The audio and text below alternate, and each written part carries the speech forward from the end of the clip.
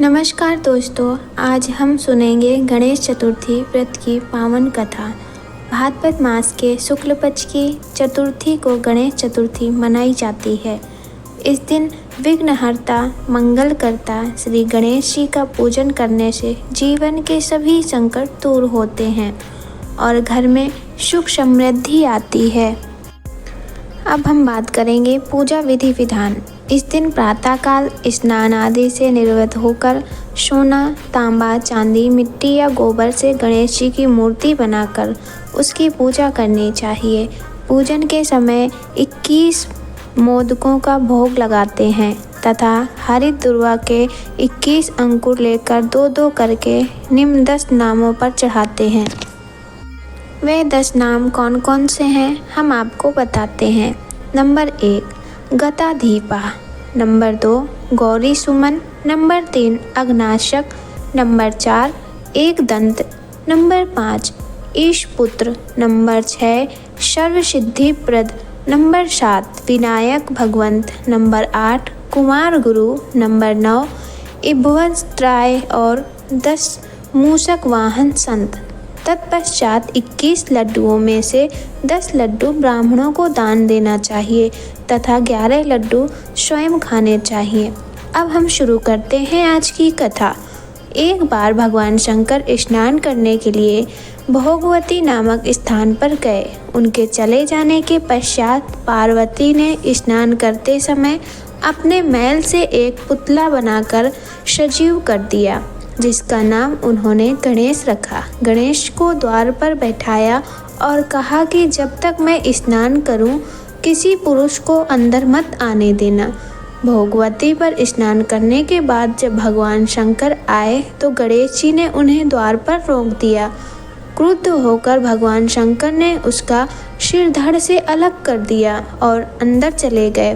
पार्वती जी ने समझा कि भोजन में विलंब होने के कारण शंकर जी नाराज हो गए हैं। उन्होंने फौरन 2 थालियों में भोजन परोसकर शंकर जी को भोजन करने को बुलाया। शंकर जी ने 2 थाल देखकर पूछा, दूसरा थाल किसके लिए लगाया है? पार्वती जी बोली, दूसरा थाल पुत्र गणेश के लिए है, जो बाहर पहरा दे रहा है। ये सुनकर शंकर जी ने कहा, मैंने तो उसका सिर काट दिया है। यह सुनकर पार्वती जी बहुत दुखी हुई और प्रिय पुत्र गणेश को पुनः जीवित करने की प्रार्थना करने लगी। शंकर जी ने तुरंत पैदा हुए हाथी के बच्चे का सिर काटकर गणेश जी के धड़ से जोड़ दिया।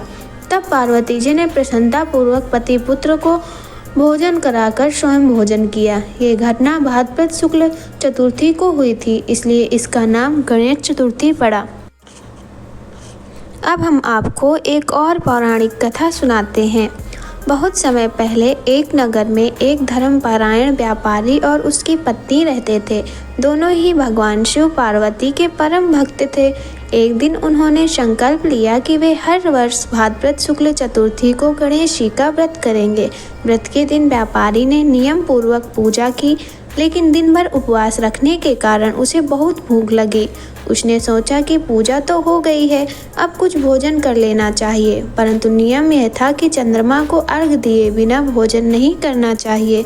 व्यापारी ने इस नियम को हल्के में लिया और बिना चंद्र दर्शन किए भोजन कर लिया। सांप का प्रभाव जैसे ही उसने भोजन किया, अचानक उसके जीवन में संकट आने लगे। उसके व्यापार में हानि होने लगी, परिवार में कलह बढ़ गई और सम्मान घटने लगा। व्यापारी बहुत दुखी होकर सोचने लगा कि ये सब किस कारण से हो रहा है। उसी रात स्वप्न में गणेश जी प्रकट हुए और कहा, हे व्यापारी, तुमने गणेश चतुर्थी का व्रत तो किया, परंतु चंद्र दर्शन का नियम तोड़कर भोजन कर लिया। इसी कारण है कि तुम्हारे जीवन में विघ्न उत्पन्न हो रहे हैं। उन्होंने उपाय बताया। व्यापारी ने भगवान को क्षमा मांगी। तब गणेश जी ने कहा, अगले वर्ष नियम पूर्वक गणेश चतुर्थी का व्रत करें, चंद्र दर्शन कर अर्घ अर्पित करें, बाद ही भोजन करें। उसके तुम्हारे समस्त दोष दूर हो जाएंगे और जीवन में सुख समृद्धि लौट आएगी। व्यापारी ने अगले वर्ष पूरे विधि विधान से गणेश चतुर्थी का व्रत किया। इस बार उन्होंने चंद्र दर्शन करके अर्घ दिया और फिर भोजन किया। फलस्वरूप उसके सभी कष्ट समाप्त हो गए और घर में सुख शांति भर गई। तभी ये से यह परंपरा चल पड़ी कि गणेश चतुर्थी के दिन उपवास करने, संध्या समय चंद्रमा को अर्घ दिया जाता है और फिर व्रत खोला जाता है। जो भी श्रद्धापूर्वक गणेश चतुर्थी का व्रत करता है उसके जीवन से सभी विघ्न दूर होते हैं और घर में गणेश जी का आशीर्वाद सदैव बना रहता है। इस प्रकार ये गणेश चतुर्थी का पावन कथा है। गणपति बप्पा मोरया। अगर आपको यह वीडियो पसंद आई हो तो वीडियो को लाइक और चैनल को सब्सक्राइब करना ना भूलें और कमेंट बॉक्स में जय गणपति बप्पा जरूर लिखें। धन्यवाद।